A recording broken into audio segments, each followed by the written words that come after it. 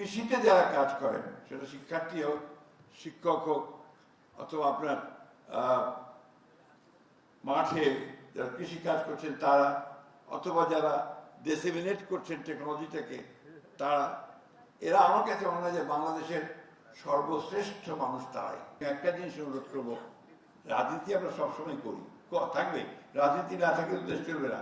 এই জন্য লড়াই করেছি গণতন্ত্রের জন্য দীর্ঘ বছর, কিন্তু সেটা যেন নেগেটিভ না হয়, it should be positive always, যে দেশের কল্যাণের জন্য, মানুষের কল্যাণের জন্য, রাষ্ট্রের কল্যাণের জন্য। আমাদের এই ছেলেমেয়েরা যখন পাশ করে ঘুরে বেড়ায় আমাদের কাছে প্রায় আসে, এসে স্যার চাকরি চাই। চাকরি কোথায়? চাকরি তো নাই। তো ওই চাকরিটাই করতে হবে নিজেদেরকে। আমরা কেন এখনই চিন্তা করি না যে আমি নিজেই একটা এমপ্লয়মেন্ট করবো, আমি একটা ইন্ডাস্ট্রি করবো, অ্যাগ্রোবেস ইন্ডাস্ট্রি করবো, আমি একটা এগ্রিকালচার ফার্ম করবো, একটা পোলট্রি করবো, তাহলে কিন্তু অনেকটা সেই অবস্থা কেটে যাবে। আমি তাই অনুরোধ করবো যে সব দিক চিন্তা করতে হবে, সে চিন্তা করে এগোতে হবে। এই ইউনিভার্সিটির যে অতীত, সেটা অনেক আগে থেকেই কৃষিকে ডেভেলপমেন্টের জন্য, কিন্তু ইদানিং কালে এখন যে বিষয়টা সবচেয়ে বেশি প্রয়োজন, সবচেয়ে বেশি চ্যালেঞ্জের, যে সারা কিছুক্ষণ আগে একজন বলেছেন যে আমাদের দেশে এখন প্রায় 20 কোটি মানুষ, এই 20 কোটি মানুষের খাদ্য নিরাপত্তা যে চ্যালেঞ্জ, ফুড সিকিউরিটি যে চ্যালেঞ্জ, সেটা মোকাবেলা করা একটা বড় ব্যাপার। এবং আপনারা একই সঙ্গে আবার এই কৃষিতে উদ্বৃত্ত সৃষ্টি করে তার থেকে আপনার বাইরে থেকে কিছু অর্থ উপার্জনের ব্যাপারটা এর মধ্যে রয়েছে। আজকে যারা এখানে নবীন শিক্ষার্থী যারা ভর্তি হয়েছেন, তারা আজকে এখানে কৃষির উপরে পড়াশোনা করবেন।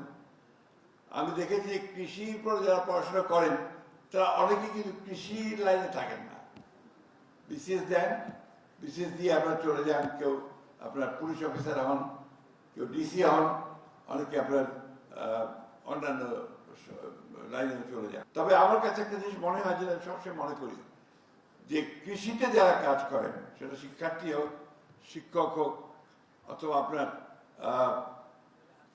মাঠে যারা কৃষি কাজ করছেন তারা, অথবা যারা ডিসেমিনেট করছেন টেকনোলজিটাকে তারা, এরা আমার কাছে মনে হয় যে বাংলাদেশের সর্বশ্রেষ্ঠ মানুষ তারাই। এই জন্য মনে হয় যে আমি আমার অভিজ্ঞতা থেকে দেখেছি, আমি দীর্ঘ অনেক বয়স হয়েছে, অভিজ্ঞতা দেখেছি এই মানুষগুলোর বেশিরভাগই হচ্ছে আপনার খুব আন্তরিক, তাদের গায়ে একটা আপনার এই মাটির গন্ধ আছে, এটা সবসময় পাওয়া যায়, এবং তার মাটিটাকে ভালোবাসে। আমার এই জিনিসটা আমি সবসময় বলতে চাই যে আন্তরিক, দেশপ্রেম, এবং তারা সত্যিকার অর্থে কাজ করেন। আজকে চ্যালেঞ্জ অনেক বড়, আমি শিক্ষার্থীদের উদ্দেশ্যে বলছি।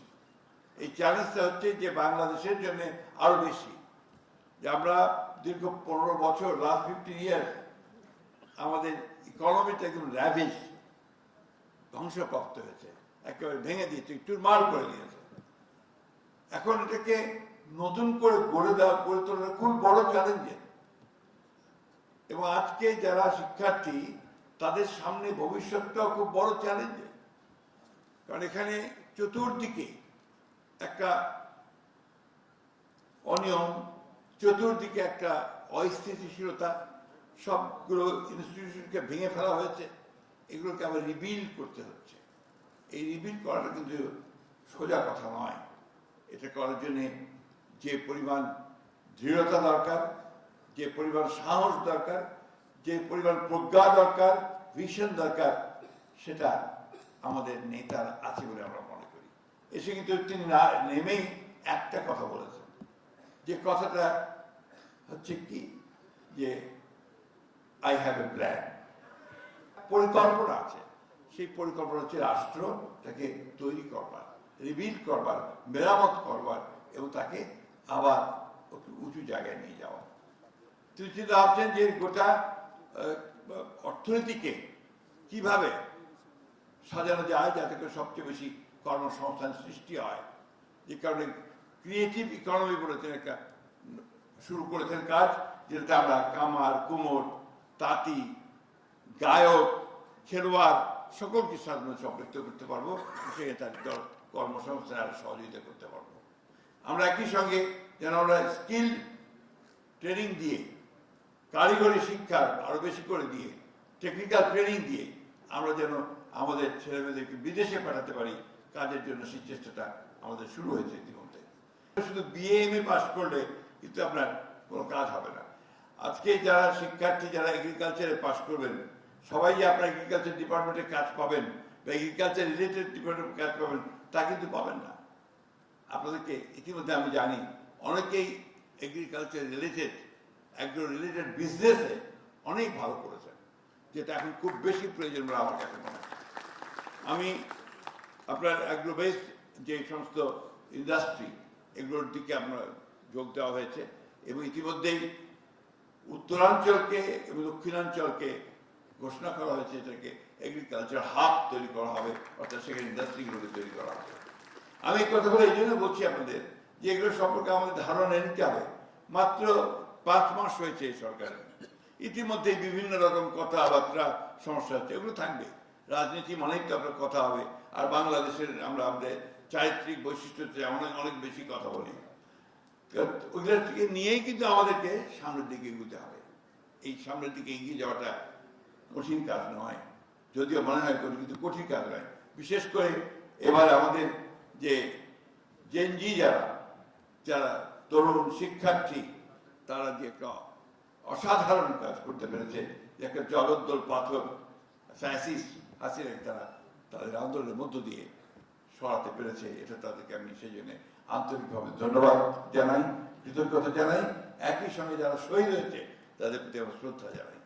17 বছর ধরে আমরা এই আন্দোলন করেছি, আমি নিজে এই আন্দোলনের শরীক ছিলাম সবসময়। মাহাদির ছিল, আমাদের গুম হয়েছে আনিসুর, আমাদের তুলি সে দীর্ঘ আন্দোলন করেছে সেই গুম হয়ে যাওয়া পরিবারগুলোকে সঙ্গে নিয়ে। অনেক কষ্ট, অনেক ত্যাগ তিতিক্ষা গেছে, এখন একটা সুযোগ এসছে।